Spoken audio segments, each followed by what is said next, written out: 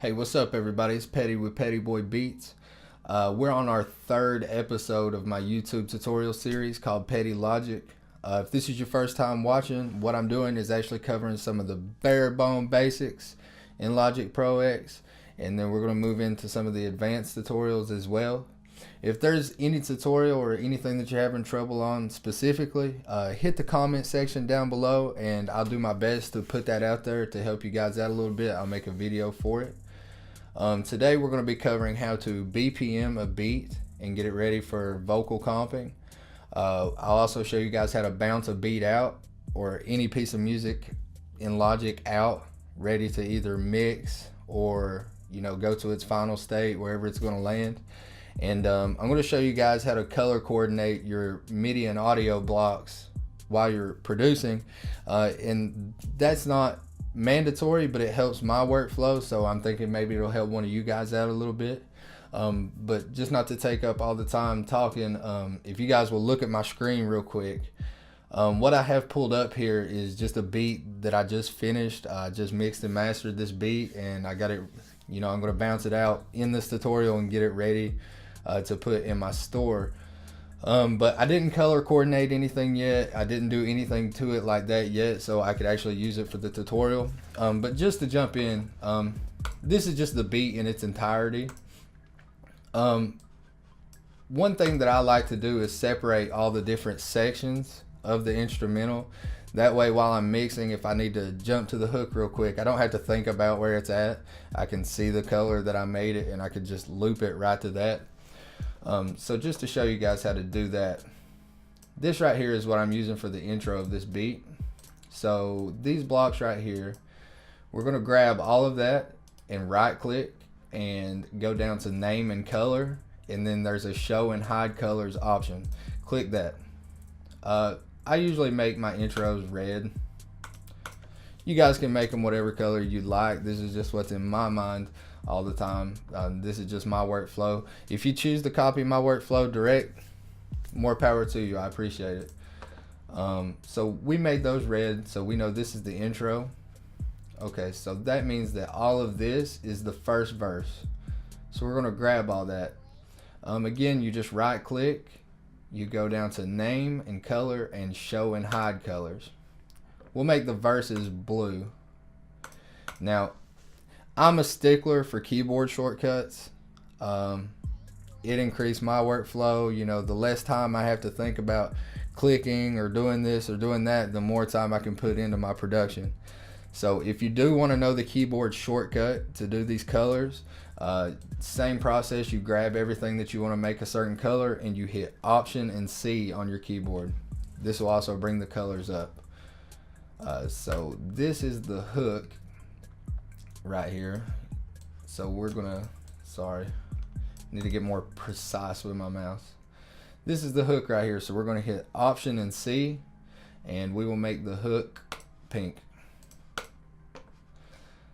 And this is the hook, so we know that this is the second verse. We're gonna go ahead and grab that. Now I want to make the second verse the same color as the first verse. If you don't remember what color that you used, you can press shift and click on one of the blocks over here, and if you guys see, it actually highlighted that color. Just to show you one more time, I'll click off of that. We will highlight everything in the second verse and then hold down shift and click over here, and you guys can see that that highlighted the exact color. We'll go ahead and click on that. And this is our second hook in this instrumental, so we will go ahead and grab this and we will make it the same color as we did this. So again, I held down shift to choose one of these, Option and C to bring up my colors, and if you see right here, it's the same color that we used. Just go ahead and click that. So now we've made it to the outro of the beat. I make the outro and the intros the same color. Again, this is all personal preference. Do it the way that you remember it the best, and there'll be no issues. This is just to increase workflow. So to make it the same color like I always do, again, you just you select everything that you want. I hold down shift and click over here, and then Option and C. We make it the same color.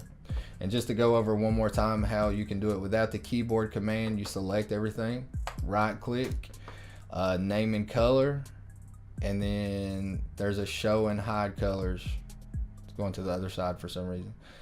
Show and hide colors, you're going to click that and that will bring it up as well. Now, the reason why this helps me is if I'm mixing a beat and, you know, I'm like, okay, I need to change something in the hook, you know, then I know that I made my hook pink. I can very easily set my cycle just to the pink parts. And now I know I'm at the hook of the song. The same applies for any part of the song. If you want to go to the second verse, then you know that you made that blue or whatever color you choose. Set your cycle.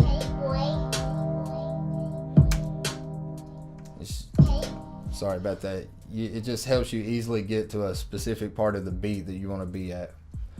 So now we have this all set up and ready to bounce out. So what you want to do, usually in Logic, it will set, I don't know the proper term for this, but there's a little marker thing here at the end of the instrumentals. This actually sets like the limit to where it can bounce. So I always grab that, I take it to the end of my last MIDI blocks and I drag it just a little bit further. That way I know that it gets the whole beat, and I also do the same with my cycle. And then I go back to the beginning of the beat. Now there's a couple different ways that you can bounce a project out. You can do it by pressing File, Bounce, and it'll give you a track in place, or, you know, and replace all tracks or project or section. We're looking to bounce the whole entire project right now, so we'll click project or section. And if you wanted to do it using keyboard commands, you could just simply press Command plus B and it will bring up the same menu here. Inside of this, it's going to give you you know, some different options for how you want to bounce this out. Again, there are certain ways you're supposed to bounce it out, but everybody has their preferences of what they do. So it's all here for you to customize, and you can get into that yourself and find out, you know, the way that you want to do it. I have it actually set up the way that I do it anyway. Up here at PCM, this is how you can bounce the wave format as well. If you're producing beats to put up in an online store, most people, well, everybody and every producer should bounce out the wave file. They should bounce out the MP3 and do some track outs, which I'll cover in a later tutorial. But for right now, for the tutorial, I'm just going to bounce the MP3 because it's faster. So I have MP3 checked right here, and right here you have real time and offline. What real time is it will actually play your piece of music while it's bouncing. I prefer to do offline because by the time I've mixed and mastered the whole beat and made it, I've heard it 1,000 times. I don't care to hear it one more time. So we'll click offline and press OK. And right here it will ask you where you want to save it at. I have my folder set up on the desktop. You guys can put it wherever you like, and then just choose the selection, choose the destination, I'm sorry, where you want this beat to go. So mine's already set to desktop, the beat's already named. So we're gonna go ahead and hit bounce. And while it's bouncing, since it will take just a second, I'll go ahead and fast forward the video so you guys don't have to sit here and watch that. So I'm gonna go ahead and click bounce and I'll get right back to you guys.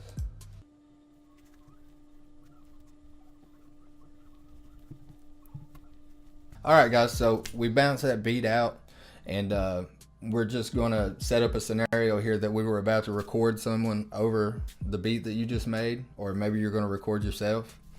I'll show you how to set that up for vocal comping here, actually BPMing the project and getting it the way that you want it, so everything's proper. The reason that this is important is if you do not have the correct BPM of the beat actually set inside of Logic, when you make a delay, when you make an echo, your reverb times, they'll all go to whatever the project is set to. So if the beat is 1 BPM and Logic is set to another BPM, your delays and everything are going to be thrown at a time, and that's something you absolutely don't want. It will sound sloppy, it'll sound out of place. It's a mess, and you don't want to deal with that.